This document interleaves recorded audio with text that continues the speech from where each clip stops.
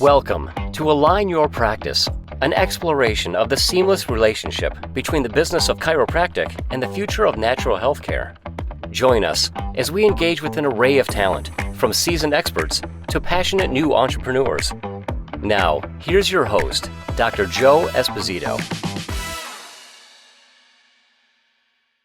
Welcome to the Align Your Practice podcast. This is Dr. Joe Esposito. Today, we're going to talk about how self-reflection, looking inward, will help you build a massive enterprise practice. We're here with my good friend, Dr. Joe Clarino, to discuss this topic. Joe, how you doing? Hey, thanks for having me again. This is great. So yeah, this is a topic that you chose to bring up, and I think it could be one of the most hit you between the eyes podcasts we've done, because it's about the individual. We've talked systems, we've talked leadership, we've talked marketing and growth, and this is more like, right between the eyes, self-reflection. So give me your scoop on kicking the topic off. Well, I had this disease for a long time. I'll call it a disease. And I call it the comparative disease, right? So I compared myself to everybody and everything, especially other chiropractors. So I go to conferences. I was a big DE doctor for years. I had coaching with other coaching groups in the beginning. And I would look at someone that I felt that I had more talent, better communication skills, whatever, right? A better location. And they were doing 4 or 5 times the volume I was doing. And I couldn't understand it. And so I spent so much of my time looking at what they were doing and not paying attention to what I was doing. And then what wasn't I doing properly or right? And when I started making those comparisons, I lived in that comparison. And all I did was started beating myself up every single day, because we would get together and be like, oh, how many new patients you got? I got 46 new patients. I was like, I got 4. Why am I not getting? And then I just kept snowballing into the point where I wanted to get out of this profession really bad. Like begged my wife, let me out. I don't want to be a chiropractor anymore. I don't like it. It's not fun. I don't see the value in this. Like, it sucks. I'm not good at it. And she just kept telling me, you're not leaving me. Like, you're not leaving me and you're not letting go of this. You're too good. You just got to find your way. And I'm like, but I can't find my way. You don't understand. And I would just be pissed off. And it took me a long time and her with a lot of patience to make me understand that the fight wasn't against them. The fight was within me. And once you realize that, it becomes extremely powerful, right? Because the reality is that we all have a fight inside of us. Every single one. Everybody. Your teams do. Your spouses do. Your kids do. Everybody does. And when you can identify it early on and understand the fight, recognize it, and know what you're fighting and why you're fighting it, then and only then do I think you become a great leader, and you start to help other people become great leaders, is because you're answering your own problems. And that was really the short of my story. Well, it's interesting, because the reason I wanted you to come on is because I've seen your leadership change like on a 180 in 2 years. So I've known you, we grew up in the same area, have the same culture, and I was watching the way, and in adverse situations, the way you handle, like, and you bring such wisdom that, not that you didn't have wisdom, but you brought the wisdom at the moment of the adversity, the conflict that would normally create a crisis. I expect a crisis communication, a conflict. And you were not only like average, like you became like a sage in your ability to navigate. I couldn't even navigate it that way because it was so emotionally intelligent. And you asked questions, you were patient, and it was like, I don't understand. So I appreciate the story, because I know you're reading a lot of books with your team. I know you're maturing your leadership. So I'm thinking it's an academic thing. something you learn. I'm thinking maybe it's, it's just experience, but really it's the fact that you shifted your consciousness, the way you processed, and knew it was coming from inside. And to my journey and a lot of the speaking I've done on this podcast is, I think a lot of us are caught in victimhood. Like it's all everything else's fault but mine, and I gotta fix this thing. So I'm gonna dive in, and I'm a victim. And a victim, once you're a victim, you can't get ownership when you're a victim. That's the issue, guys, is you can't be empowered if you're a victim. It means you don't have control to change. There's nothing to do with you. It has to do with everything outside. You actually hand off ownership. As soon as you become a victim and said, well, he, well, she, the economy, the president, you can't even change it because you disempowered yourself. So I think if we get out of victimhood, we take ownership. And what you did was actually say, I'm not competing with anyone. I'm competing with myself. And that changed everything. Now, the books helped, but it was the consciousness, right? The belief system, I guess, is what made the giant movement that I've seen in you. Yeah. And, I think the academic side of it makes your brain try to wrap around something that you don't understand, right? So like, hey, this is how you do a new patient. This is how you do a report. Like academically, you don't know how to do that. We teach you how to do that properly, right? And now you have to get the emotional experience behind that to have the connection with the person, to help lead them down the way to they understand what it takes to have great health. Like that's the academic is the step stool to the next step, right? It's the allowability to go there. So that's what academic did for me, right? But it's also conversations with people like you and, all our other friends that we go to that, you start to look at people and you understand how they act. And there's a sense of emulation that has to happen in a sense. Not that I'm trying to be them, but there's certain things that great leaders and great successful people do. And there's things that they don't do. And when you start to look at those things, like at some point you have to say, well, those 10 people are doing that and they're not doing that. And they're all very successful. Then you have to say, well, I am not doing those things and I'm not acting that way, or I'm not saying those things, or I'm not thinking that way. And you have to challenge your own beliefs. Like we did the last podcast about next generation. Like it's simple to look and say, well, I am not doing those things and I'm not acting that way. Yet I want those outcomes. Wait a minute. Can they exist? Like I want the outcomes, but I don't do those things. Like, no, they don't. They can't. You got to have them together. You got to act that way to have the outcomes. It's just that simple. I love the phrase success leaves clues. And I know our friend Steven talks about that a lot. Is success leaves clues. Just look at the success and look at the clues that are given to you. And we talked about two things. One is competing with people. And that's where you're like trying to see what things they're doing.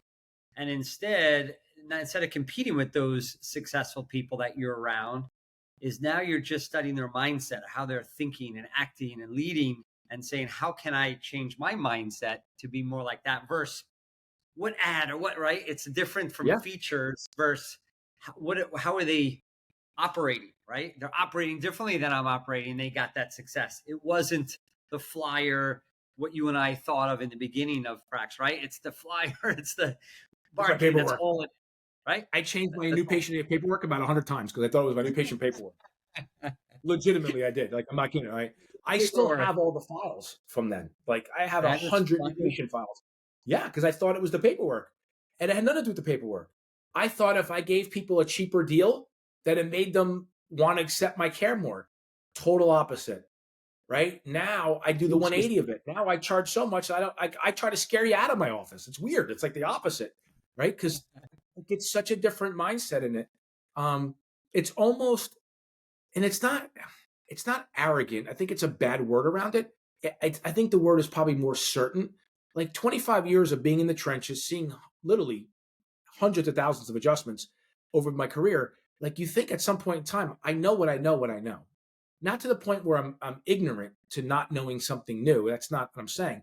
But there are, like, after a while, you see what you see and you know what you know.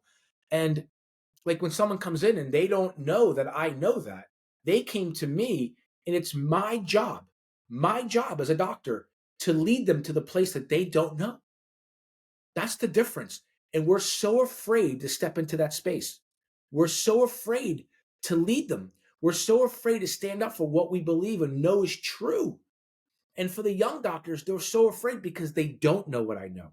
They don't see what we see. They don't know what we've experienced. And I beg them, I beg them to stand on our shoulders to understand that what I'm telling you is real and true, that this thing called chiropractic has incredible results and it gets people well. And then I always say people in our office are better than people not in our office, right? And healthier than not in our office. It's on my front wall when you walk in the door. Because I believe that, not like to my core, viscerally, that if you walk in my door, you are going to get dipped in something today that you're not going to get out there. And if I can help lead you day in and day out, the time you come in, whether it's 3 minutes or 15 minutes here in my office, whether my team's pouring into you, I'm pouring into one of our associates is pouring into you, you're getting dipped in something that the world's not telling you is true. And I take ownership to that. And because of that, I'm not going to let you leave there without hearing the truth, knowing the truth, and understanding what I can give you. Sometimes they're so confused in their own ways, money, time, whatever it is, that they don't understand that if they go on the other side of it, they're rewarded for it, and they'll see the other side of it. And that's why I believe that you have to get people in your office for a period of time so that you can show them the promised land. And once you show them the promised land, they stay. It's just that simple. And that is true leadership. And that's your change to studying your beliefs versus studying your competition, right? Is looking at Yes. What do we believe? When you put that, you didn't have that sign up before. When you put that sign up, it changed the way you behave. It changed the way the tone of your voice, the conviction, your amplitude, your nonverbals, right? Your energetic connection with people was like, I truly believe people are healthier in my office. That changes the entire office. So if you're listening to this and you're in victimhood where you're blaming your consultant, you're blaming your staff, you're blaming your forms and your marketing, you're blaming everything around you, you take no ownership, I would start with your belief systems. And what do you truly deep down believe? And it may not be what Joe believes or I believe, but what do you believe that you could stand behind and get your team to follow that belief? But that's a big thing for you, Joe, is your team doesn't think differently. They don't have it's the belief system in that office. Everyone holds true to that statement that they believe Everyone. people are healthier in that place than outside of. Everyone on that team believes that. And that carries a culture, right? It's changing a culture versus trying to change the forms or chase the competition. Is what's our culture? What is our belief system? I think that's part of what you're saying in the message for this podcast. Well, it's funny. The ones that I was chasing often, their mission was very different than my mission. And I didn't realize that. Like, I realized, wow, what they want is different than what I want. I just didn't know what I wanted. And once I defined that, and once I started owning that, and once I started putting it on paper and letting that really resonate with me and sit down with me, and then I did this thing called core values that we talk about all the time. And I started looking at my values, like really what's important to me? What's something that I really want to like hold dear to my heart? Like, what is that? Like. And I was like, wow, that's crazy. And then once I started pouring that across my teams and I learned their values and what was important to them, and did they share my vision? They don't have to own my vision, but they share my vision.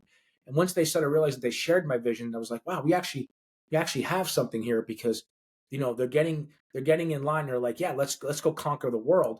So it no longer became me focusing on someone else's mission. It became, what is my mission and where are we going forward? So it's like when you play a sport, like if you're worried about what they're doing on offense, well, they just ran by you because you're looking over here and they ran by you and you're like, whoa, what happened? And they're trying to touchdown or whatever. And so you're missing it because you're frozen in the moment versus being active in what you're doing. And I think your mission and your values, and when you pour that over your teams, becomes a very, very different effect on how your practice works.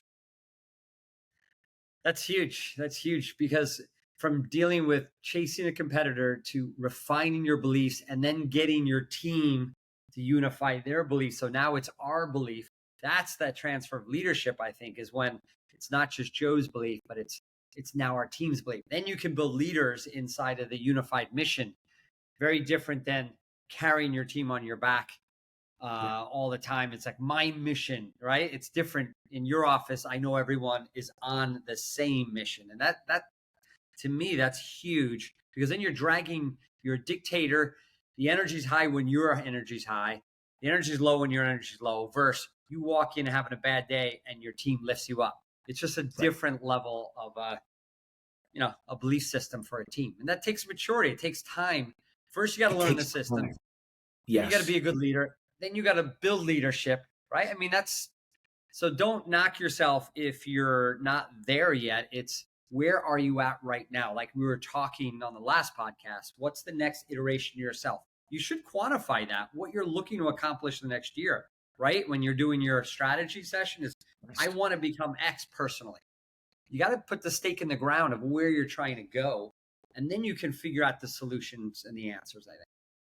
You know, and I also think too, like you said, it takes time. And I think it's something to just double down on there. Is like, I had a team member come in and, you know, very analytical, very detailed, came from a long history of management, never been around chiropractic.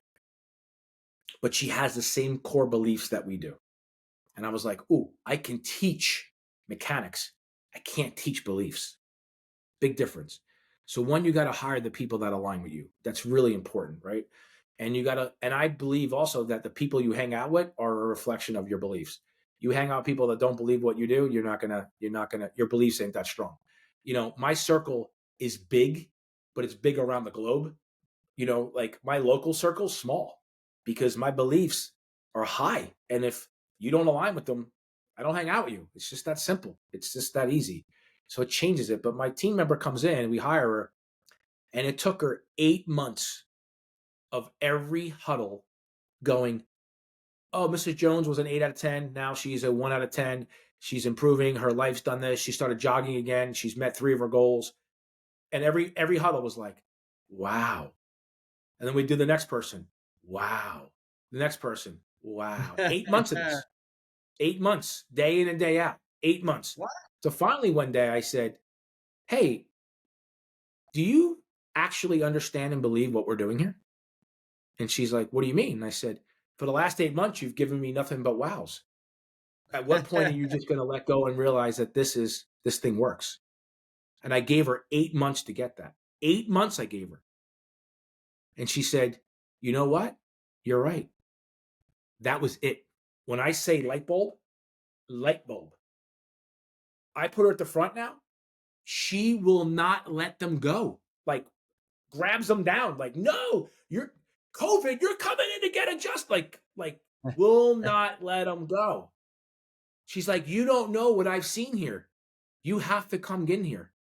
Like, and she owns it. But I gave her the space to get it.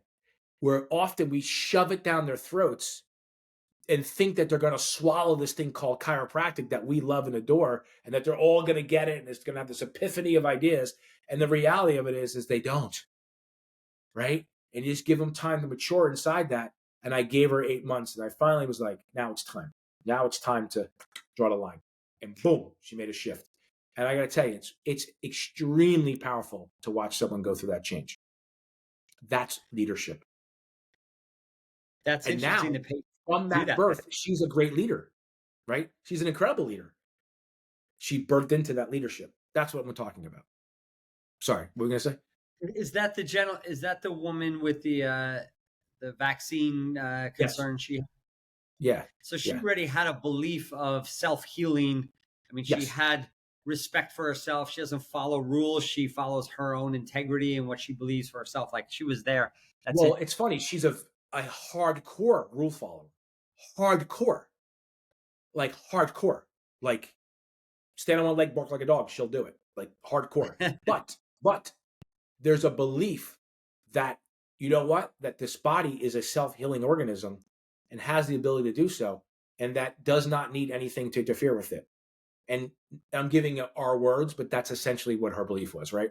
And so when I heard that, I was like, wait a minute, I can't teach that. No matter what I say, it's either in you or it's not, right? And it was in her.